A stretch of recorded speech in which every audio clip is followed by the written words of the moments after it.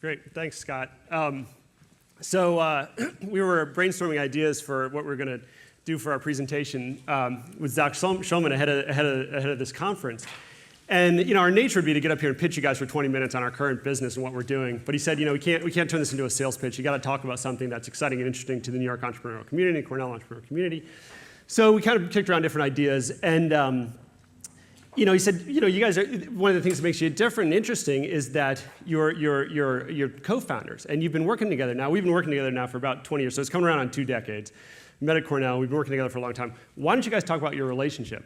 And he says, one of the things that it kind of strikes me, you guys, you're kind of like the odd couple. And I got to be honest, like I'd heard of the TV show, The Odd Couple, but I didn't know who the characters were, what they looked like, what they were. So as soon as we get off the phone, of course, I Google it. And right away, I kind of know who he's thinking I am. It's kind of obvious, right? That's what I was thinking. And so, we said, okay, we can work with this. So anyway, let us introduce ourselves to you. Oh, okay. So let me tell you about Steve. So Steve fancies himself as a Renaissance man. So Steve, the dining room table in his house, he made himself in his wood shop in Vermont. He and his wife did a 200-mile coast-to-coast bike race across Costa Rica. The reason he's in a sling is that he's actually a very avid mountain biker, which involves breaking his collarbone on occasion. And this is Steve carving up ice at a lake house he has in Vermont and making furniture out of it.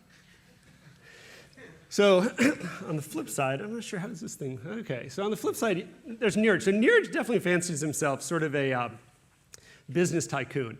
I can tell you, when the two of us were first starting our first company, he used to quote, Warren Buffett, and Jack Welch was also kind of here. So he loved to aim high, and he had sort of big strategic goals for us. And the trouble for me is that every once in a while, things come along that kind of add fuel to the fire. So this is Niraj's full-page spread in this month's Fortune magazine. He's on the Fortune 40 under 40 list. And it's not... They offered to have Steve on it too, but he's 41, so he got bounced. I just missed. The funny thing about this picture too, this got circulated around inside our company as soon as it came out. And Niraj has definitely been quoted on occasion saying, I really don't like being outdoors. And so I don't know that he's ever actually canoed, but it does make him look out to have this sort of gentlemanly pursuit, which kind of fits a little bit with his persona. So we were very excited kind of to have this press. Borrowed my father-in-law's canoe. Nice. So our journey is actually that of 2 Cornell entrepreneurs. We actually started our first company out of Cornell. So the way we met is we were 3 doors apart on our freshman year floor at Cornell. And then without really planning it, we ended up starting a company right out of Cornell. And the reason we did that, we were Cornell engineers. One of the elective courses we took, our very last semester, was the entrepreneurship course in the Johnson School at the time for undergraduates, which was the only entrepreneurship course at the time. We went to Cornell from 91 to 95. And you create a business plan as part of that. So we created a business plan, and sort of without a whole lot of master planning, we ended up starting the business. It was a consulting business, and you can see the beautiful graphic design skills we had. Spent a lot of time in this logo. It's very important at the time. Looking back now, I'm not sure what we were thinking at the time. What we did is we ended up getting involved with the commercial internet in '95. And we built the first customer service system and the first real estate classified system for the New York Times for their launch on the web. We built part of Chase's discount brokerage online trading system. We built some systems for Merrill Lynch. And we got involved with the internet at '95, which was it was when the Netscape browser first came out. So it was the very beginning. And it ended up being the beginning of what's really been a great journey for us here 18 years later. In fact, it's funny just hearing Yahoo get talked about a lot. I remember Yahoo was like the thing back when we started this company. And when we got this listed on sort of like, they had this what's new list on Yahoo. And the internet was so small that Yahoo would list out literally every site that was like kind of new in a period of time. And I remember being so proud, and we made that list. We were on there for maybe a week, before we got kind of bumped down by people who were launching new things. So it was the very early days of the internet. And for us, it was the formative years in our career to figure out kind of what we were both good at and how to work together. So we have kind of 4 things we want to just kind of highlight that as we look back on our career, we thought were kind of pivotal points in things that we figured out. This is our original team. So you can see we were both into hair back then. And my 6-year-old daughter still doesn't believe I ever had hair. She sees a photo of me with hair. She's like, no, that's Uncle Nick. I'm like, no, No, it's no, it was me. It was me. so this group. So Niraj on the left. The fellow next to him was a fellow Josh, who was a freshman at the time. Niraj and I were seniors. The woman in the middle is Alexi, who's my girlfriend at the time. She's not my wife. There's myself and this fellow, Tim Stonis. And the thing that's cool about Cornell is when you're an undergrad, you're surrounded by amazing, talented people. And it's easy to find people who are excited about being entrepreneurs and who are interested in sort of pursuing something. So we put this group together kind of as part of this business school course. And we got working together, and sort of the school year wraps up, and we incorporate, and we end up taking money from my parents, Niraj's uncle, a friend of this guy, Josh, and then the four of us are kind of the other majority owners in the business. And Niraj and I are minority owners in the way we did the cap structure. But we set up what we think is kind of a fair cap structure. Great. So we get working through the summer. So a sub-lesson here is when you're young, you have no idea what you're doing. That's definitely a side. But you got to figure it out, pretty quick. So through that summer, we worked together. By the end of the summer, Niraj and I had moved to Boston. Josh and Alexi's a year behind me at school. They go back to school. So now Niraj and I are left basically running this business, working 120-hour weeks, driving, working ourselves to the bone, realizing that if this is going to be successful, it's going to really be large in part to our work. And the way we'd set up this cap structure was kind of opposite of that, where we're minority owners in this thing, and it just irked us, every day when we'd get into it. And we finally said we got to address it, and it forced us to have a conversation at a very young age that I think it opened the gates to saying kind of nothing is sacred, and we're willing to kind of discuss everything. And obviously, having my girlfriend involved and having kind of that dynamic, this fellow Josh was a young fellow, having someone who's kind of a complete third-party investor that we really didn't know who was a friend of his involved. It created this dynamic that forced us to kind of sort through, and we recapitalized the company. We ended up buying out the investors. We ended up kind of buying out Alexi and Josh. It forced us to go through a time that was difficult for us both, but coming out of it, we both were able to discuss kind of anything. And it was a critical kind of skill to get out of the way early on. The second thing I was going to talk about, a lot of these lessons are basically you learn from mistakes you make. And so the second one's about another mistake made. And it's basically, we started our first business partnership. We were very young, right? We were just right out of Cornell. And so we really hadn't worked in another business setting yet in a full-time job. And so one of the things, though, we get into these disagreements. We'd be arguing about things. And, these arguments just turn into these fierce arguments, often about stupid things, right? And so one of the things that we got very good fortune at is that over the first couple years of working together, we actually figured out how to converse and how to sort things out. And that ended up being a really critical skill, because what you find is that a lot of business partnerships don't succeed. And the reasons they don't succeed, there's a couple basic ones. And one of them often is that people get stuck on small things. And just like in a marriage, you really need to figure out how to work things out together. And we got good at that over time. And now, 18 years later, it's one of our strengths. It's funny, too. When you're friends in school, it's one thing. When you come out of school and all of a sudden you're taking really legit critical feedback from your friend, it's a hard pivot to make. But once you get over it and you realize this person has my best interest in mind, it was critical for us in our longer-term success. One of the other things that we kind of felt out about between the two of us over the early years was just our different skills. So coming out of Cornell, our first company, Niraj was going to be the software engineer, and I was going to be the sales and marketing guy. We get into it about a month in, and we realize we have it reversed. That it turns out Niraj is very industrious. And he's a hard worker, but more on the intellectual stuff. I tend to be more like the problem du jour, my mother was a farmer. I was raised doing a lot of physical labor, and I'm willing to kind of just get right into it and solve the problems today. So we quickly realized that Niraj was a much better CEO, sort of sales guy. He was great at figuring out where we were going, where we were going to have problems, and making sure we were getting ahead of those things. He was great at negotiations, and so he got us some great leases on some of our early space. And I was good at just getting the stuff done. I did other things too. He did other things. We're not actually in the real estate business. No, yeah, I know. It feels like we are in the real estate business some days. Anyway. But we figured that out kind of early on. And then going forward, Niraj has always been the CEO. And I've Today we have about a 300-person engineering organization, which Steve runs. And the engineers today, they have no confidence that I have any engineering skill, which is largely true. So I always explain to them that I actually taught Steve Pearl back in the day. And they asked Steve this question with total disbelief. And he actually confirms that it's true. Yeah. And I think it makes them think more of me then at that point. And the last thing, we tried to come up with these 4 key lessons. We tried to keep them to be really simple, basic things that we think make a big difference. And this last one is about aligned motivation and goals. And one of the things I referenced is that earlier, a lot of business partnerships don't fail. I think this is probably the second most common reason they won't fail. One will be that you kind of, you're arguing about a lot of things. You don't figure out a good way to work together. The second would be that you actually have very different goals. And if you have very different goals, the problem is sooner or later that becomes a very big problem. And in our case, we got very lucky in that over time, because we kind of shared this whole journey, we ended up with very similar goals because our aspirations were similar and our experience base ended up being very similar. And in this case, when we started this company 11 years ago, our goal was actually to get involved in a business that we thought we'd enjoy tremendously and that we thought we could grow to be really big over a period of time. And we weren't terribly concerned if it was a really long period of time because we had already started 2 other companies and relatively short in duration. And our goal wasn't to build something and sell it. Our goal was to build something that we thought could be significant. And this kind of alignment of goals goes really far because in any entrepreneurial journey, there's highs and there's lows. And on the days that are lows, it's kind of good to know that you have shared goals and you have someone else you can lean on. Yeah, and I think I remember early on, when you first start a company, obviously you have nothing to lose if it goes to zero because it was zero yesterday, and then you get a year into it, and all of a sudden you have something, you're starting to pay yourselves, and it's a little bit more risky to say, well, are we willing to lose it all? And I think right away we both had the mindset of like, and even today, yeah, this thing can go to zero tomorrow, but let's keep pushing hard because we really want to win it and we really want to go big. And we getting those discussions out when we were younger, helped a lot. We also had the benefit of seeing things go to zero in the sense that when we sold our first company, it was during the dot-com boom.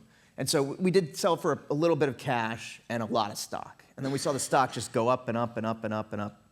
And then we got to see the stock go down and down and down, down, down, down, down. And so there's a lot you learn too. When you learn something when you make money, you learn more when you lose it. And so we had that benefit, I guess. That was expensive. That was an expensive lesson, but it's a very good lesson. All right, so now we get to do a quick, short sales pitch portion. So today we run a company called Wayfair. We're the leading online retailer of home furnishings and home decor in the U.S. today. So we'll keep the company commercial really short, but we'll just tell you a little bit about what we do. So as Steve mentioned, we've grown into being the largest online retailer of home goods. We have 4 online brands, Wayfair, Joss & Main, All Modern, and we actually acquired a 4th brand, which is a New York-based design brand called Dwell Studio this summer. In size, this year our order volume will be a little over $1 billion in order intake, so we've grown to be decent size, growing still at a fast rate. This year we'll grow over 50%. And the market we're in is just really, really big. So despite that size, we actually think we can grow at that kind of pace for a while. And that's one of the things that gets us really excited because when you're growing in a big market and we're full of ideas of more things we can do for the customer to make their life better, which involves obviously building more and more of a leadership position. It's really exciting for us. We put together a great team. Our team's over 1,400 people now. We're based in Boston. We have approaching 1,000 people right in downtown Boston. And it just lets us really it makes it fun every day. It's always a lot more you can do. And the last thing I'll just hit on is the company's 11 years old. One thing that we did was a little unique compared to a lot of other competitors we have is that we actually bootstrapped it for the first 9 years. So we came up with a model that was capital efficient so that a very small amount of seed money that we put in was able to get us very far. And so as a result, that long-term vision we had of building something really big over time, everyone was aligned around that because the equity was only held by people in the company. The equity wasn't held by anyone who was a financial institution with a time frame on a return. And so the first time we took in institutional money, we were actually 9 years old. It was 2 years ago. We were already doing $500 million in sales. And so that ends up being a great position because now you're bringing in a minority investor who's going to have limited kind of control on how they're going to want to approach it from a financial outcome standpoint. And then, frankly, there's always the dilution benefits. But really, the biggest win is how you can focus for a long period of time when everyone's rowing in the same direction. And the fun thing about Wayfair is it's a real reflection of Niraj and my personality. And we've really focused a lot on the culture of the company. That's us lying on a pile of stuff we sell. Yeah, this was in Inc. magazine last summer. We were the cover article in Inc. magazine. And they literally had us lay in a pile of stuff with a camera. It's a huge pile. Like, you'd think that was 30 feet up. Funny. I'm like, is this going to come out good? But we've really focused a lot of effort on the culture. Niraj and I sit out in the floors in Wayfair are completely open, and Niraj and I sit out right in the middle of the floors with everybody else. And I always tell the new hires, hey, look, you're starting today, and we're obviously 1,400 people. You got to remember, when we started this company, it was Niraj and I in a room, and then it was 5 of us in a room together, and then it was 20 of us in a room together, and we knew each other intimately, and we conversed on any level about anything. We still want to have that culture today. Anyone here is totally accessible. Feel free to reach out to everyone. Just keep that in mind that that's where we come from, and that's what the mindset we want to have this place be. People say, well, what kind of people do you hire? We basically say we try to hire people who are bright, people who are hardworking, people who are analytical, and people who are team-oriented. And they say, okay, why those things? They say, well, those are actually the things we don't know how to teach anyone, those things. So they either have them or they don't have them. If they don't have them, we have no confidence we can teach it to them. We actually believe we can teach them anything else about our business. So we actually care a lot less about subject matter expertise. We just care about getting great people. And so we kind of covered this, but this is just sort of, for business partnerships to work, I think you got to be aligned around what your goals are, and you need to treat it like a marriage, where there's going to be good days and bad days, and getting hung up on small things is generally, you generally regret that. And my wife will tell you I'm still getting better at it, and I'm not great yet. And she'll tell me this too. But we've only been married for 10 years, so, I still have a long time to learn. I still have a long time to learn. And, Steve always jokes about how his lifestyle's a lot healthier than mine, but I just thought he's more likely to die in the next 10 years than me, right? So we got that. Ridiculous. All right. We're going to wrap up with something fun, and then we'll take some questions. So the last thing, we definitely have learned that getting in front of a large crowd and personally embarrassing yourself is a great way to build a great culture in a company. We've done these quarterly videos inside Wayfair for the last couple years now that are kind of spoofs, but they're things where our culture kind of shows through in these. And so we put together kind of 3 short little clips from different kind of Wayfair videos that we've done that we thought we'd share with you guys for fun. So. Not sure, do I push this to make the video roll? I think these guys will probably roll the video. Okay. I think it's a separate file. Okay. Not today.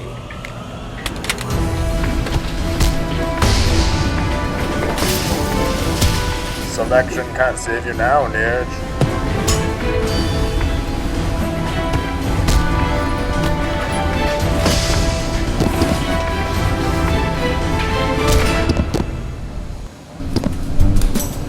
Looks like you could use a hand. What the fuck? Don't worry, the 2 of us can. Oh, he hits really Say hard. goodbye to your server room, Steve. So, some potential investors call us up. Yeah, what's poppin'? Hello, Niraj.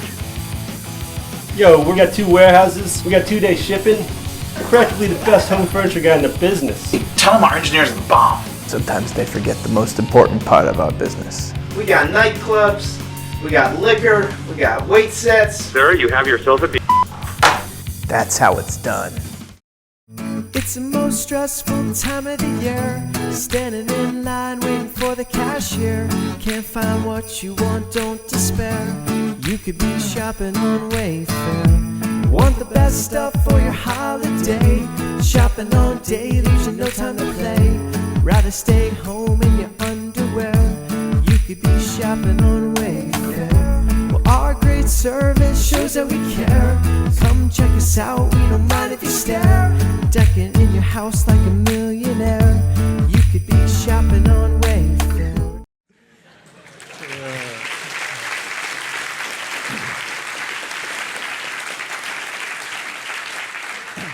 The fellow who's naked there was also on our freshman year floor. He's our VP of product. We've worked together for 18 years as well. He's another Cornellian. So, if we have time, maybe we take a few questions. Well, thank you guys. Thanks so much. Oh, and there's 7 or 8 videos on YouTube if you're interested later. You can check them out. If you want to waste time. The channel's called The Real Wayfair, I think. And you can actually see our television commercials as well if you want. So there are a bunch of questions that I saw on the social interwebs. And then here's one that, one person's asking here, okay, well, the inevitable Amazon question here. So what are your thoughts on outside pressure for, I don't know, was that Batman villain in the show, was that Amazon? Or, and how do you kind of think about outside pressure from competitors in your space? Yeah, so Amazon's obviously in physical goods e-commerce. Amazon's a huge force, right? And so that question comes up a lot. We actually think home is a pretty different category. The 2 categories that we think are sort of fairly distinct from a lot of categories where Amazon's great are home and apparel. Now, we don't sell apparel. We just focus on home. But home has this element where there's style and inspiration that play a big role. It's visually shopped. There aren't really brand names that you know when you think about furniture and decor and lighting. And frankly, there's an emotive piece to it that we think we're pretty good at. And then the last piece is selection. We offer a selection of 7 million items. And it's very hard to use Amazon's distribution model for the items we sell. And the example we always use is the paper towel market in the US is a $7 billion market with about 50 SKUs. The lighting market in the United States is a $7 billion market with about 500,000 SKUs, and everyone wants a different chandelier. We have 20,000. Yeah, so it's really a different business model. What about, so there's another question I saw about bootstrapping for 9 years. So I also had an experience of bootstrapping for 5 years, not 9. What were some of the costs and benefits of making that decision? And as you recall, I don't know, what are the gains and losses of making a decision like that? It really keeps you honest, I think, to yourself, because it's basically you're making the decision every day on what's vitally important. And it kept the culture very honest, too, around, like, this is like my money. Like, I'm spending, like, we would make the point, like, look, if you want to buy this server, that's fine, but it's like half of it's coming from Niraj, half of it's coming from me. And it creates a culture where you want people who are making decisions in a business to think about it the same way they think about it if it was their personal decision. And when you're bootstrapping it, it's so close to being your personal decision that it's easy to imbue that into the culture of the company. And you end up with a team that just, I think, makes smarter decisions as a result. They think about it that way. Not having money obviously helps you be, you really care about where you invest, right? So it forces you to make really, you got to pick your spots. And I think that kind of focus generally helps a startup. And I think you can sometimes, if you have too much money, you start trying to do too many things, you're not necessarily doing each one well. So I think so it's worked out really well for us. I mean, I think sometimes a disadvantage of being bootstrapped could just be if you have well-financed competitors who actually put the money to very effective use, that could potentially make it more challenging for you. Yeah. But frankly, we had competitors who were fairly well financed, and in the end, we've ended up becoming the leader, so it's worked out for us. And I guess that pain of seeing the declining cash balance, it really makes you understand the granularity of your business. And and if you don't raise money too quickly, you don't risk ever being incentivized to do something you don't love. Right. It sounds like you guys were always having fun, and this was part of the culture from the very beginning. People were there for the right reason. So. Yeah. Yeah, it's very much a work hard, play too hard sometimes culture. Yeah. Can you play too hard? So another question here. How and when did you have that first conversation about establishing your company culture? Wayfair, itself. it was just like, I think it was just a given. Like, I remember getting into Wayfair. We had just come off of, we started a professional services business, which was like, it's a 100-hour-a-week plus job. Everyone's got your cell phone. If a client's having a problem, it's a major problem because you only have 3 of them. We then started a company that didn't do as well in the mobile phone space, got out of that business. When we started this business, we were very both deliberate around, we want a business that's going to be, we're going to be in this for a long time. It's going to be a marathon. We got to set it up in a way where we love coming into work, but we're both starting to get married, we're starting to have kids, and we want to have a culture that can come in, work 50 hours a week. That is an extremely focused amount of time. Go home, rest, get some sleep, and you're so much smarter when you're rested and you're thinking, you're sharp. And we just very deliberately from the get-go sort of set it up around that. And we lived that lifestyle, and then obviously everyone who joined us would see us doing it that way, and it became kind of the culture of the business. Yeah, so far, sleep is becoming a competitive advantage sleep is awesome. of the tricks of the trade here. Yeah. And a follow-up on that is, so you started working together at Cornell. Yes. And we have people in the audience who actually lead Cornell from the academic side of things. What does a university do to make more of these stories happen? What can they do to support this sort of thing to actually happen? I remember we went to college a while ago now, but at the time, the only entrepreneurship course was the one we took. I know there's a lot more now, right? And so I think that availability of those courses, I think, is very helpful, but I think things like the E-Lab, things that kind of provide folks who have a lot of energy and desire and they have an idea, but they've never done it before. I think any of those constructs, I think, go farther. And then I think the last thing that just helps a lot is when there's a culture where that's something that's viewed as a positive thing and it's an exciting thing versus getting the job at McKinsey would be the most positive thing, right? Because I think there's some tension there, and a lot of people are looking to make a good decision. And I think if entrepreneurship is viewed as if that's for you, that's a great decision. I think that goes really far. So I think those would be the things that pop to mind for me. How about one last question here? So I know a lot of folks in here are actually starting businesses, and many people have co-founders.